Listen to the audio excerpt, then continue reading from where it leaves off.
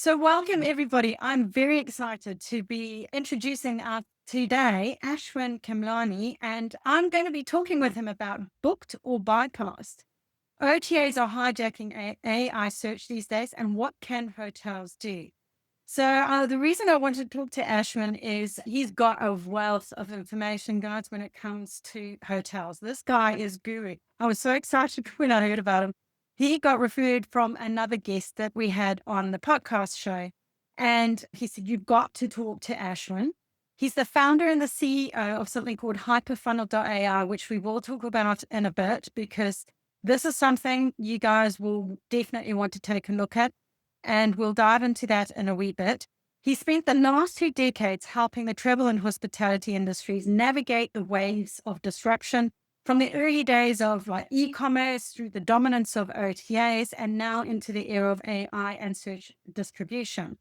So he had a long sort of stay there with Melia Hotels. He built America's e-commerce business up from the ground to 40 million in 3 years. Okay. And he later scaled global online revenues to over 250 million euro. So seriously, guys, this guy does know what he's talking about. He went on to found Regatta Travel Solutions, which became one of the most innovative hotel booking engines of its actual time, and that was without any funding. He grew the business to 40 million plus in booking revenue, and he served more than 30 destinations and hospitality brands before he was actually acquired for a lovely substantial sum. Throughout his career, he's worked with leading hotels, cruise liners, OTAs, travel tech companies, and he's been building loyal teams and strong industry partnerships all through his career and even now. So today, though, he has decided to set up something called HyperFunnel. Ashwin's focused on preparing hotels and travel companies for the next major shift, which is AI distribution, as consumers move to platforms like ChatGPT and Perplexity to plan and book travel. He's helping the industry create strategies that actually protect those margins and ensure that hotels can actually compete fairly with the OTAs. And this is one of the reasons I really wanted to talk to him, because I've been noticing in the researchers and the demos, if you've been following me on my channel, that the OTAs are dominating in AI search. And that really, really concerns me when it comes to how are you going to get cited? How are you going to be seen? So this was when I wanted to introduce Ashwin. And thank you so much for joining us on the show today. Thank you for having me, Victoria. Wonderful. So, Ashwin, I just wanted to ask you, I mean, you've obviously had a front row seat to all these shifts in the hotel industry right from those early days. Let's go back to the 90s. I mean, I just wanted to have a little look there on how you've seen the transition over the years, and how you're thinking is it similar to what we're experiencing now? Just what's your take on the historical bent of where we're at now? Wow, I could talk about that for a very long time, but it's funny when you think about where electronic distribution really started, it was many decades ago, right? When American Airlines created Sabre, the first global distribution system, and you had travel agents all over the world entering little data points just to book an airline seat. So it was quite simple. There wasn't a lot to booking an airline seat. And then, of course, the hotel industry woke up and realized that there were travel agents all over the world using this system to book air, and so it made sense to get hotels in there. But of course, the system was designed for airlines, and so you Mm. had people having to describe rooms in a very simple format. They were limited by characters, and so instead of Ocean View Junior Suite, you'd have OCNVWJRSTE, right? And the Yeah, travel I'll do agent that. knew what that meant. And so it was like that for decades until the late 90s when Sabre then created Travelocity. And of course, they said, well, we have all this information all over the world about air and what's being sold, and we have now hotels and what's being sold. Well, let's just make that available to the public and let's just see what happens, right? Well, at first it was pretty ugly and clunky because the consumer would log on and look at a hotel and they didn't know what OCN Exactly. Yeah. VWJRSTE meant. And so it was very user unfriendly. And of course, then Microsoft spun off this little company called Expedia, and they went and acquired a wholesaler called Travelscape. And they sent out a huge team of people to write their own content, take their own photos, make beautiful tours, virtual tours and things like that. And so from a content perspective, they really leapt ahead. Mm. And meanwhile, Sabre was using Travelocity as a travel agent because they were booking through the GDS. So they were earning a typical travel agent commission, let's say 10% on every booking. Meanwhile, Expedia had acquired Travelscape. So they were using wholesale contracts with 25, 30% commissions. And suddenly they were making much more money and quickly leapt ahead. And as we all know, Expedia eventually gobbled up not only Travelocity, but all their other competitors like Hotels.com, Orbitz, Hotwire, in Italy, Venere. They have so many different companies. I think they even acquired What If in China, if I remember correctly. Oh, no, not What If. It was a different one. I can't remember. Oh, Elong, I believe it was. I think What If, I can't remember who acquired them, but there was this massive period of consolidation where there were kind of two big players, Priceline and Expedia, at least in the Western part of the world. And then let's say Booking.com was kind of emerging in Europe. It was a small player, but then Priceline went and bought Booking.com, and then they rebranded as Booking Holdings, right? And they acquired Last Minute and Cheap Tickets and all these different. So suddenly you had these two really dominant players. I believe Agoda also falls under one of those two. You Yeah, but probably know better. yeah, yeah. Well, so that's kind of the world we've been living in. Now, I worked for a hotel chain from 2001-ish because I was an intern for a few years. I officially started in 2003 up until almost 2010. And so I dove into this world really when it was getting started. Mm. And these powerful companies were making so much money, and because they were technology companies, they were so far ahead of suppliers that it was quite frustrating. So years later, we started to build websites, but the websites weren't nearly good as the others, as the OTAs. And we had booking engines, but they weren't nearly as good as what the OTAs had.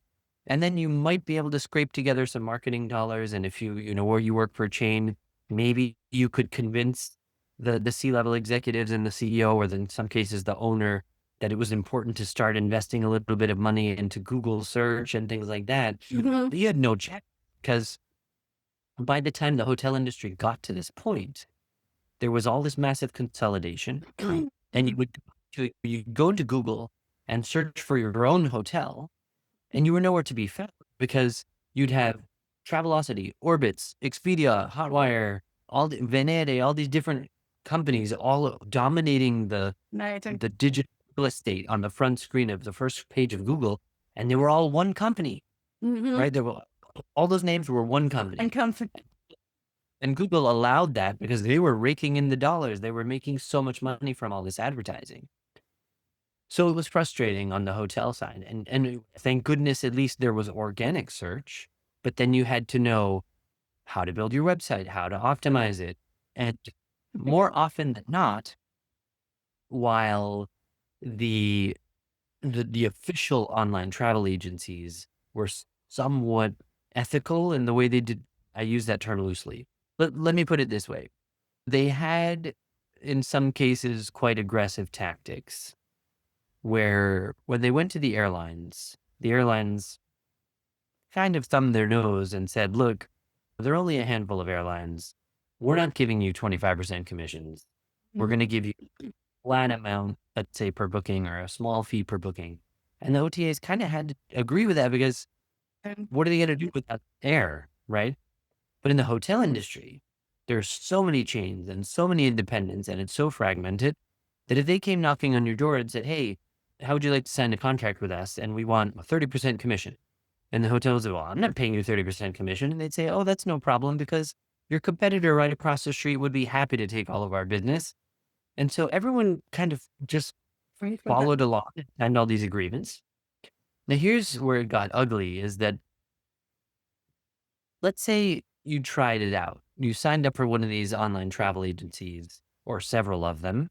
Then you woke up and realized, wait a minute, I'm paying all this money. I'm not getting any customer data. I have no control over anything. I don't want to do this anymore. They would say, oh, no problem. We'll just turn you off. But they didn't remove you from the website. So what does that mean? A consumer would go to Expedia and search for a certain destination, and they would just show your hotel as not available. Well, so many people would go to those OTAs that wouldn't then think, oh, Expedia says they're not available. Let me go check their website. No, they would just assume you're not available and pick another hotel, right? And So they were, not really difficult. wasn't great. It wasn't great. And as a hotel, what are you going to do? All you want to do is provide good service, clean the rooms, make sure people leave happy. You don't have time to go around policing 20 different online travel agencies to see who's saying you're sold out when you're really not sold out and how they're listing things and whatever. Now, to make it even more complicated, I'm not really sure why I'm going down this rabbit hole, but I think it's going to lead to something important. These online travel agencies also had vast networks of what we call affiliates, right? So that meant that tomorrow I could wake up and create a website called I Love New Zealand and I could go to any of these online travel agencies and say, hey, I've created a website called I Love New Zealand.com, and I would like to resell all of the hotels that you have contracted. And they would say, sure. All you have to do is put our booking engine on your website, and every time you get a booking, we'll pay you 3%, 5%, maybe 6%. And as you get more volume, you could even make 10% or up to 15% if you're really good enough. Well, that's attractive, right? Now, I'm going to do everything I can to get that commission. Mhm. So that means I could, for example, make a website that looks like your hotel. I Mm. could publish it under a domain that sounds like your hotel. And I could trick consumers into thinking they've found the official website. And every time they're tricked into making a booking, I get 15%. Woohoo, right? And good luck finding me because I'm a nobody. Yep. I remember telling hotels, look, if you find websites like that, you have to actually go in and make a booking and then wait until the fax comes in and see what agency it comes from so that you can then call that agency and say, hey, if you don't shut this down, I'm going to, I don't know what you can do. But I've had that. anyway, Yeah, we've had that personally happening so with some of them. we spent way too much time instead of running hotels trying to get our hands around this online craziness that ensued. So we had a pretty tough time as the hotel industry, and the budgets we had were nowhere near what the OTAs had. They had armies of people that could optimize their marketing and things like that.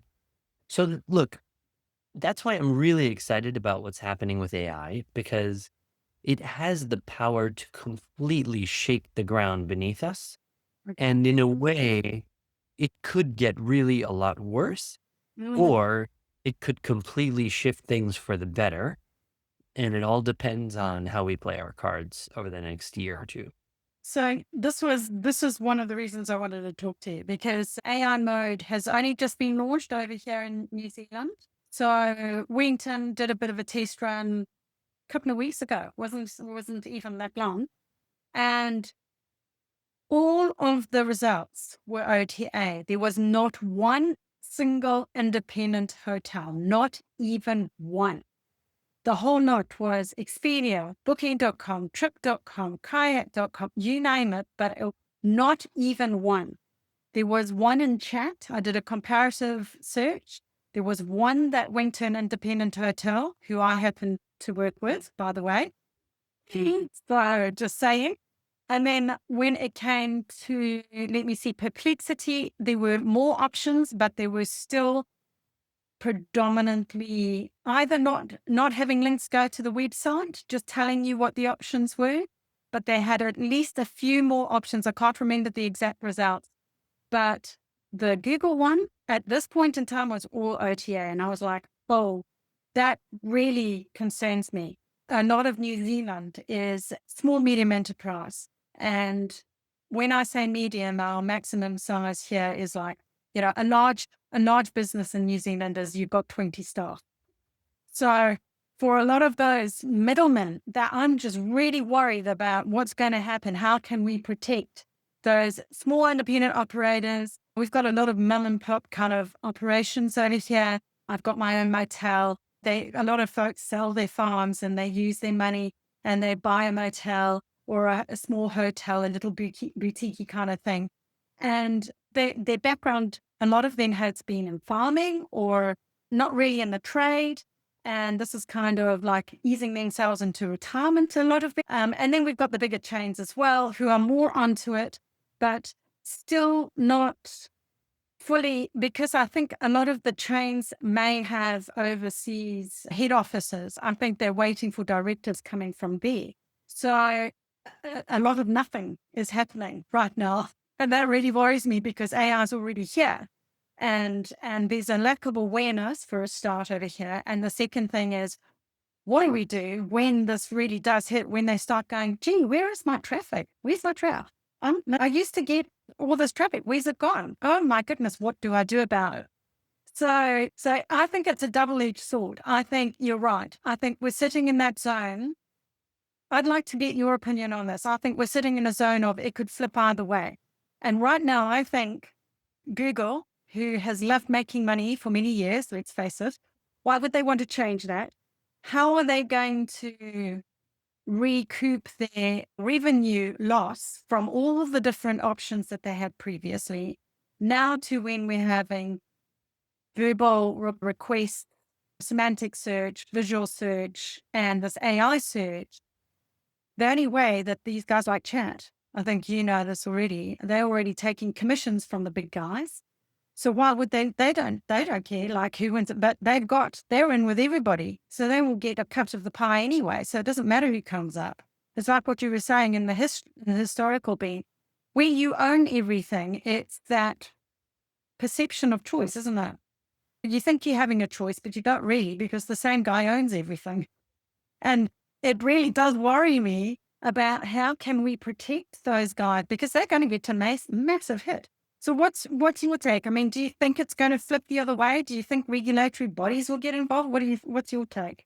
Well, there's a lot to unpack there. I think to begin with, I think in the interest of your viewers or audience, let's take a step back for a second. You said a few minutes ago that you're worried that people will panic when they see that their traffic is going away.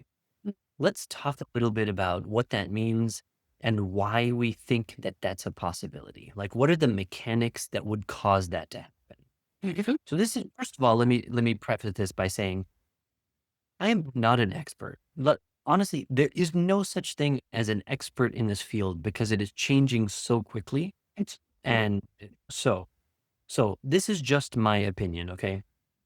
But I'm observing the world around me and I am seeing people shift away from Google. And I'm talking about you consumers, right? Consumers who we use it was a verb. You would Google anything, right? And I don't know what the new verb is, but Mhm. people are not using Google much anymore. And they're now using ChatGPT or Perplexity or Claude instead Mhm. to find information they're looking for. Now, why is that happening? Why are people not using Google anymore and switching to these others? Well, in my opinion, because Google did a really good job of you could go to Google and ask for something and it would give you so many options, right? You would say, I need a hotel in New Zealand. Well, the number of search results that would come up were probably a million, They are. right? But who needs a million search results? Actually, you might click on a few, maybe even 10 or 20, I don't know, but not a million. I mean, that's kind of overkill, right?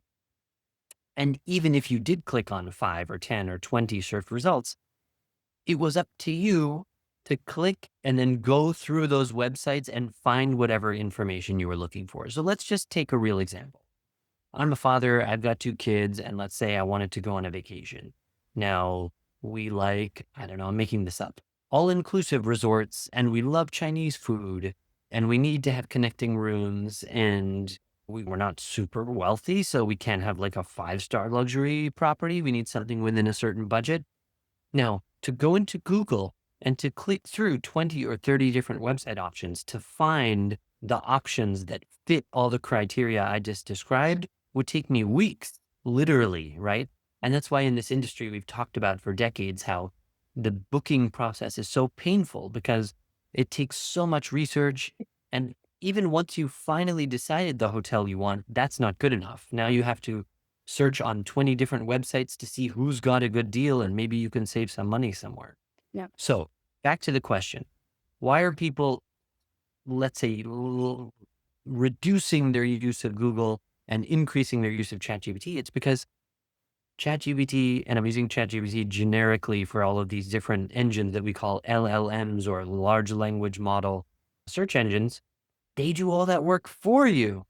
So instead of going to Google and saying hotel in New Zealand, I can now go to ChatGPT and type a whole paragraph and I Mhm. can say, hey, I'm going to be 50 in February. My wife is this way, and I have kids. They're 13 and 14, and these are the things they like. And we want to go on vacation. We want something sunny, and we have this budget, and we like connecting rooms, and we has to have a Chinese restaurant in there. All these different criteria. Now, ChatGPT will go out and search as many websites as it can possibly find. It'll read all the reviews. It'll look through Reddit. It will read through the official destination website. All the things that would take me months to do, it would do in about 2 seconds. Mm. And it wouldn't give me a million results, it'll give me 3. And it'll say, "Out of everything I've seen on the internet, here are the 3 things that you should be looking at." Wow, what a time saver. So, Victoria, just earlier, I was telling you that about a month ago, my family and I moved from Austria to Barcelona. I can't tell you how much of that research I did using ChatGPT. Mhm. Which neighborhood should we live in? What's the right school for us? All of these different questions that would normally take forever. Mhm. So I just wanted to explain why I think That's right. the, Yes. the traffic to website is going to go down. And here's getting to that now. Google, if we think about the business model that they created, it was all about advertising. Mm. So if I go to Google and I say, "Hey, I need a hotel in New Zealand," and they showed me, or in particular, what would be a popular tourism spot in New Zealand? Queenstown. Okay, great. So I need a hotel in Queenstown. Well, Google would show me all of these options and all of these different companies out there that are selling those options. And as a user, as a visitor to Google, it was up to me to choose which one I was interested in, click on it, and then Google would send me off to whichever website it was, and they would make money from that. So it's interesting when you think about it. If you go back 10, 15, 20 years, I think to myself, why wouldn't Google sell travel? They could have made so much money because they had what we call the top of the funnel dominated. They had all these consumers that were researching where to go or where to stay, going to Google. Well, if they had just sold me the travel, imagine how much money they could make. Mm. Well, they never wanted to do that because they were making so much money from sending traffic off to Expedia and all the companies they own, Orbitz, Travelocity, Hotwire, blah, blah, blah, and all the other travel companies out there, not to mention all the poor little hotels that were scraping together a few pennies to try to compete in that marketplace. So they were just raking in the money. Why would they bother selling travel? So this created what we now call the travel funnel, which is like you start in Google and then maybe you end up in Kayak or Trivago.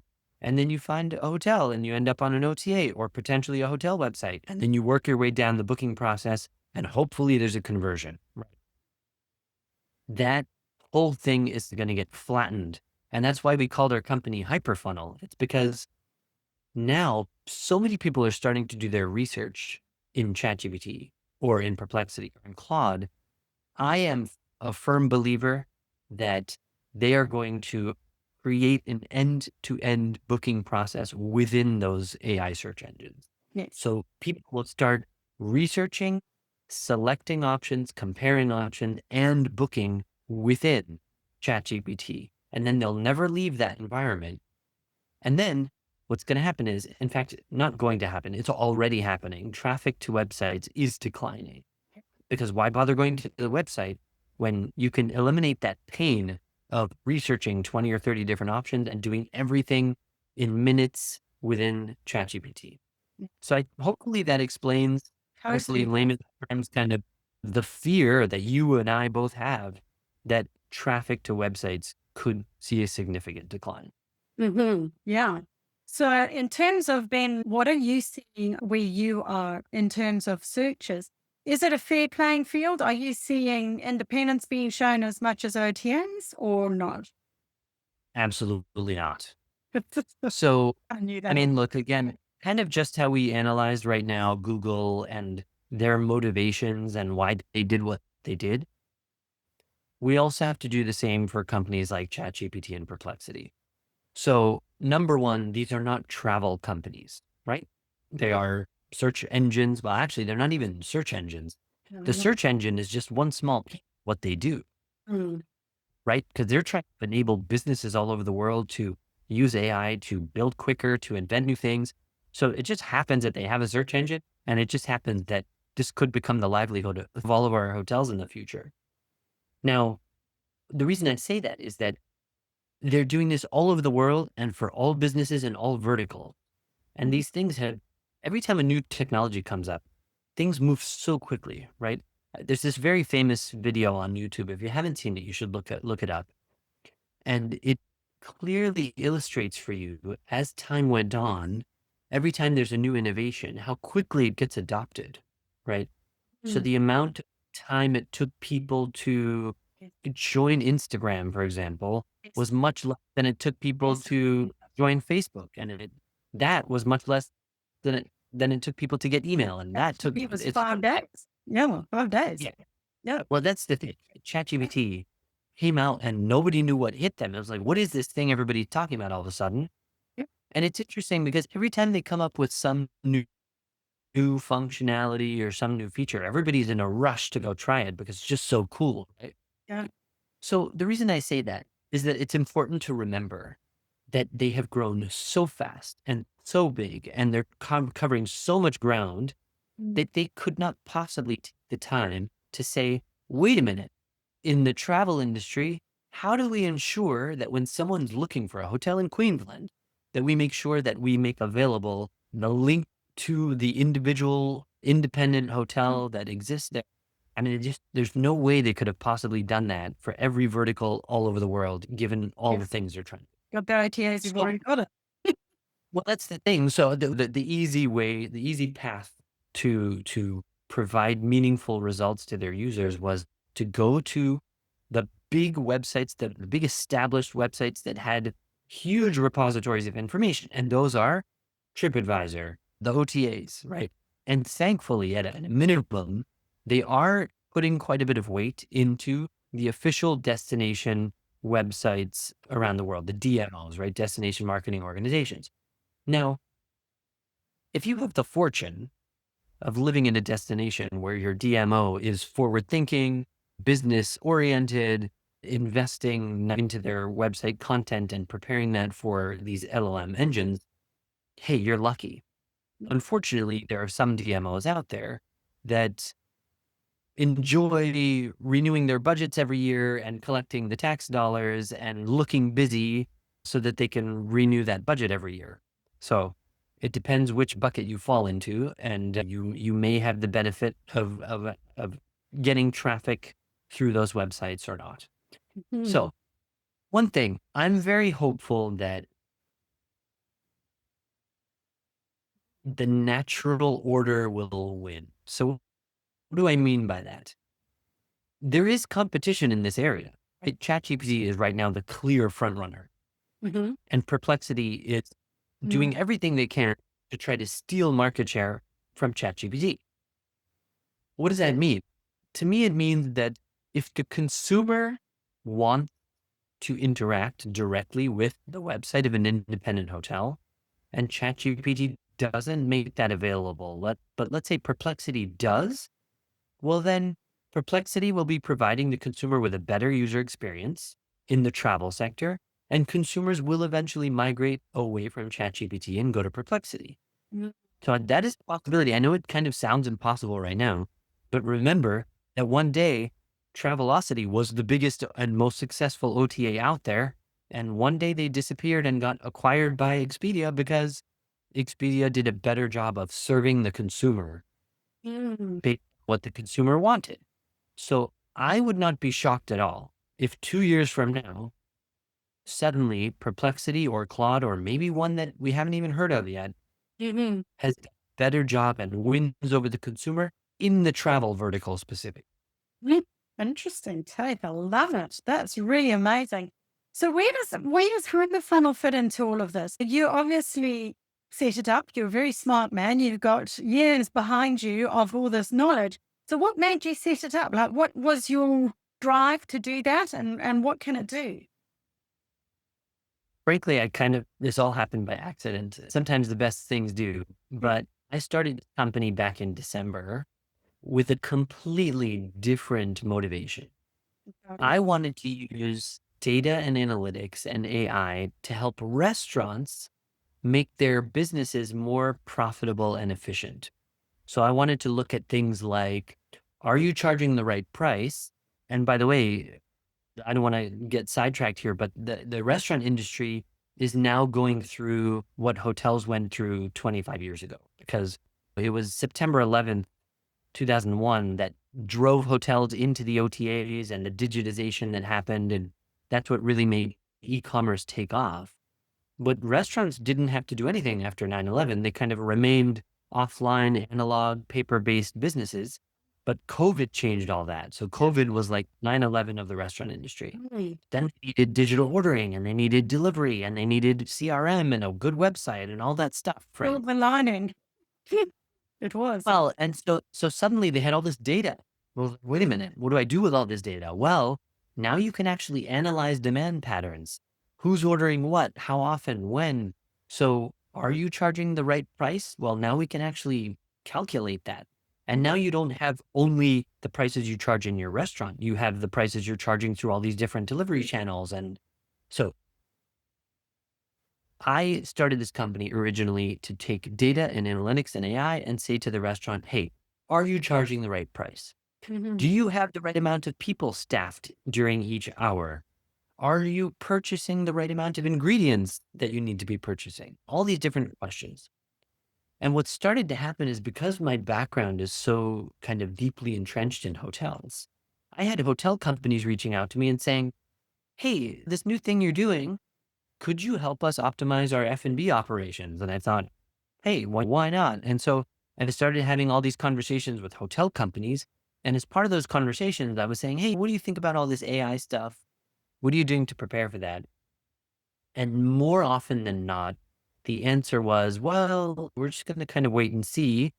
Or, well, we think it's really important for our website. So, and maybe we're going to invest in like an AI agent for our website so that we can help people navigate our website, find what they're looking for. And I remember thinking exactly what you said to me earlier, which is, hey, that's cool, right? That's probably an important thing to do. But what if they never get to your website? what if Exactly. people what if people end up booking in ChatGPT and never arrive at your website? And most people were like, "What are you talking about?" Because it's such a different way of thinking than what we've been used to for the last 20, 25 years because of Google. So I decided, okay, I'm going to completely switch my business away from restaurants and analytics, and I'm going to help the hotel industry prepare for the future. So the first thing we did was say, okay, if people actually start booking hotel in ChatGPT or within Perplexity, how can we help prepare for that?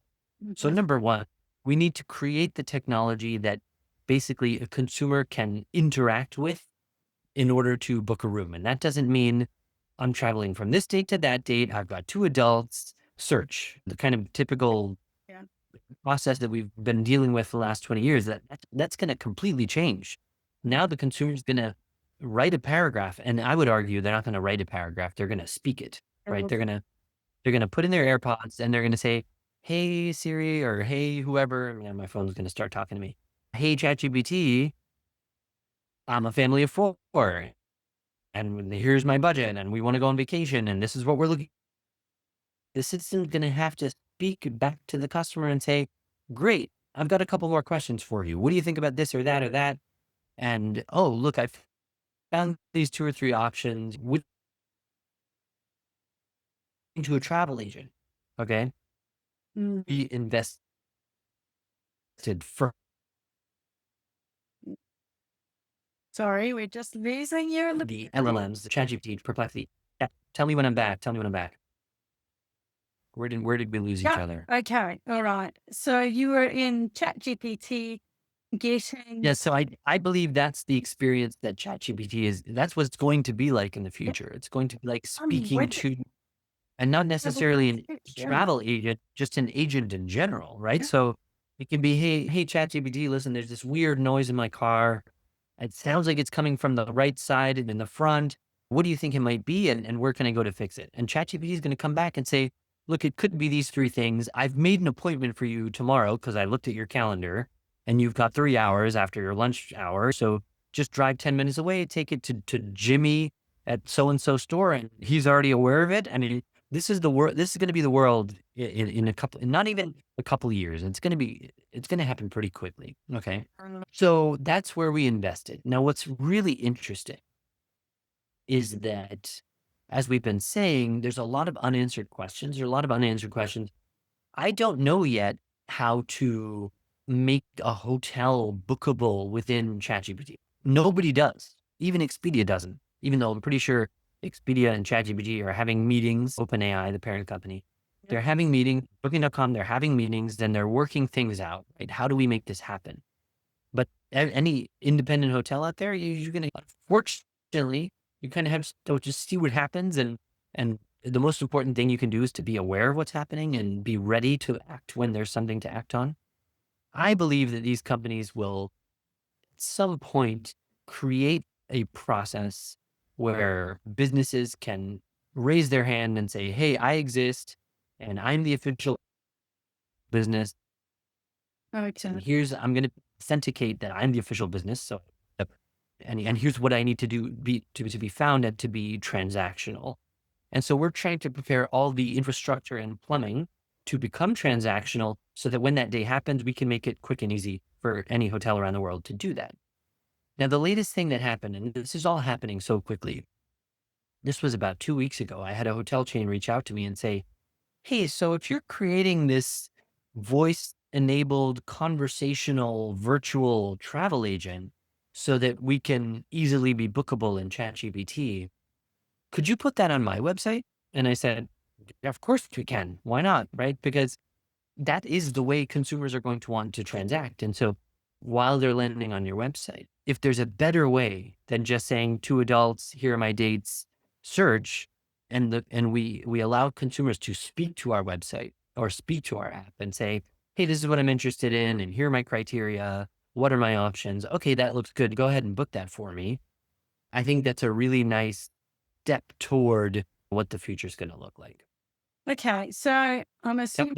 but hopefully gives you an idea of what we're working I on. love it. I love it. This is wonderful. So is it, if I'm understanding you correctly, it's almost like an AI chatbot agent that is sitting on the website that will talk to the LLMs directly with the information that would suck out the availabilities, the pricings, etc., etc. So I'm assuming that then a person who's searching would either be able to book directly within the LLM, or if they are brand aware, will go to the website and also book directly there, where they can interact with this agent as well. Yeah, so I'll clarify a couple things. Our ultimate goal is to provide the plumbing or the connectivity so that a hotel can be bookable within ChatGPT. Right. Okay, that's the ultimate goal. And the idea is that when a consumer goes to ChatGPT and says, I would like to go on vacation, what are my options? And the consumer says, okay, I like this hotel. I believe ChatGPT will say, oh, great. Do you want me to book that for you? Would you like me to book it on Expedia or Agoda? Or would you like to book it directly with the hotel? When that consumer says, I would love to book it directly with the hotel, that is going to be HyperFunnels technology that will process that reservation within ChatGPT, facilitate the secure tokenized payment process within ChatGPT, and deliver that booking directly to the hotel's CRS or PMS with all the consumer data at a very low cost. That is the ultimate goal of HyperFunnel. Now, because we're not there yet, and there's so much we don't know about yet how exactly it's going to work, we're taking this technology we've developed, this voice agent that helps research and make bookings, and we're actually starting to install it on hotel websites so that visitors to those hotel websites can start to interact and make bookings much more easily. So that's that's really what we're doing. So your HyperFunnel chatbot, for argument's sake, I don't know if I'm mutilating the term, that sits on somebody's website. Can it link into multiple? We have a variety of different property management systems here. So is it that it only links into certain ones, or can they have an API that links into whatever it is that they've got? Does it matter? So look, anytime you start a new technology company, pretty much in any industry, this is the biggest pain point. Yes, exactly. So we are now in discussions with companies like Synexis and Oracle, and those are probably going to be the first two that we build. Okay. We're open to building with anyone, right? And so I think SiteMinder is quite widely used in your region. Yeah. That would be a good one for us to connect with so that any independent hotel that's using them could easily adopt our technology for their website. So that they're high up on our list in terms of companies we're going to reach out to. Okay. And so is it like a commission based that only, or is there like a setup fee, or how does it work? Well, it's early days. And so the first groups that are joining us, we're kind of super flexible and we're trying to figure out exactly what the right model is. We want to be supplier friendly. I come from the hotel industry. So I'm here to help and figure out how to make sure hotels aren't left behind and don't make the situation even worse than it already is, right? I want it to get better than it is. So I don't want it to be inaccessible to anybody. So I do believe it will be commission based, but very low. At this point, we're not charging a setup fee, but if we ever do, it's going to be something very reasonable just to cover the costs. Right. Okay. And will it be specifically hotels? Will you be doing motels? We're going to be doing not only hotels and motels, but we're also talking to cruise lines because Yes. an interesting point maybe your listeners might be interested in. If you think about it, because of the nature of these LLMs and what they provide, actually the transactions that are the most complex are the ones that will be the most changed in the world. You know what I mean? So Mm. when you book a cruise, it's very complicated, and there are many different steps to the process. It's not like just picking a room and clicking and filling out a form to check out. So in my view, the things like ChatGPT are going to significantly streamline those types of transactions. So anyway, to answer your question, yes, different types of accommodations as well as cruise lines. Well, that's interesting. Okay. And so, yeah, I guess then that leads to like, when do you think you're going to have something ready? Like, if there were guys over here wanting to talk to you, I mean, what do they do? How do they reach you? Turnaround times, they're Yeah, going to ask you all those questions. Well, that's the, no problem. So our website is hyperfunnel.ai. You can reach out to us through there very easily. And look, we're going to have the first, I'm calling it a virtual travel agent. We're going to be installing the first virtual travel agent onto a hotel chain website before the end of this year. And at that point, it will be quite easy to replicate the technology across other hotel websites. However, if there are groups that are interested in working with us, it's important that we talk to them now so we know what CRS or PMS they're using, what kind of tech integration or connectivity needs to be put into place for that to happen. So, so that's kind of our timeline. okay. And will you be covering ChatGPT, Perplexity, and Google AI mode? Well, again, so in the beginning, right? In the beginning, we're installing these virtual travel agents onto the hotel website. Mm. And the goal there is to help those visitors to the hotel website complete the booking within the hotel website. Okay. In the longer term, it is our goal to help hotels become transactional within all of the LLMs, ChatGPT, Perplexity, and Claude. However, and Google, by the way. But each one of these has a different, let's say, business model and goal and timeline. Perplexity, for example, recently announced an agreement with TripAdvisor where they're going to be showing reviews and content from TripAdvisor. And then there's a company, I believe it's called Book, Yes. where they're going to be pulling hotels out of the GDS. I believe they do have some direct agreements so that those hotels can be bookable within Perplexity. So for the time being, it seems Perplexity has put their eggs into that basket. However, if you ask me, I don't think that's going to last. I mean, I've heard through the grapevine, and I don't know if this is true, but that Sequoia is a mutual investor in both Perplexity and Self-Book. And so that's why they kind of put together this quick solution. But again, if you think back to our earlier conversation, this is going to be about who wins the customer experience. So if ChatGPT were to come out much more comprehensive solution that allows the consumer to book in whichever way they prefer, that's going to win over the consumer. And then Perplexity is going to say, wait a minute, we can't continue to just have this one option. Mm. So our job is to kind of stay in tune with all the stuff that's going on with these LLMs and be on top of it so that we're ready to get the hotel industry up and running as quickly as possible.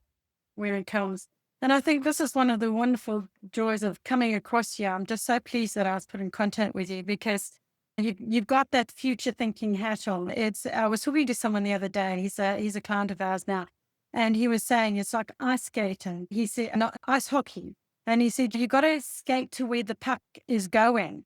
You have to be there when it arrives. And it's the same sort of analogy that I think that we need to prepare our guys for. A lot of folks aren't aware.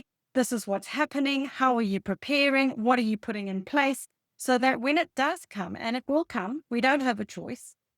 It's going to happen whether we like it or not. And it's a convenience thing. It's like you were saying earlier on. I'm with you 100%. I think there's going to be more of a shift towards semantic searching over the typing. There will be obviously the typing side, but it's much easier to talk to your device. So much easier. I mean, the young ones are already doing it. We were talking about this earlier on too, weren't we, with the younger generation? They're naturally inclined to do that. So when that generation grows up, that's the only thing they're going to be really inclined to be using.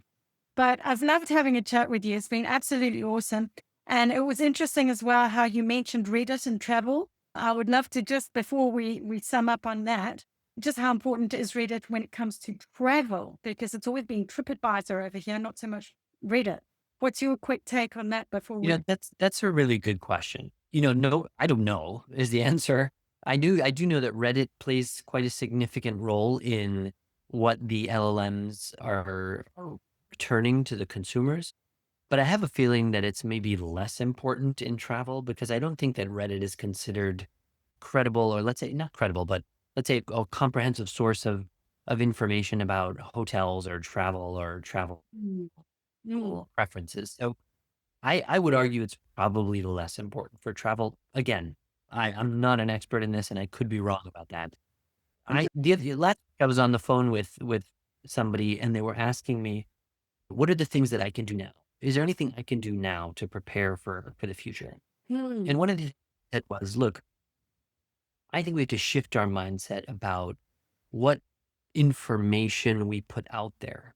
So why do I say this? Because when we created a website in the past, we would always have an FAQ, right? Frequently asked questions.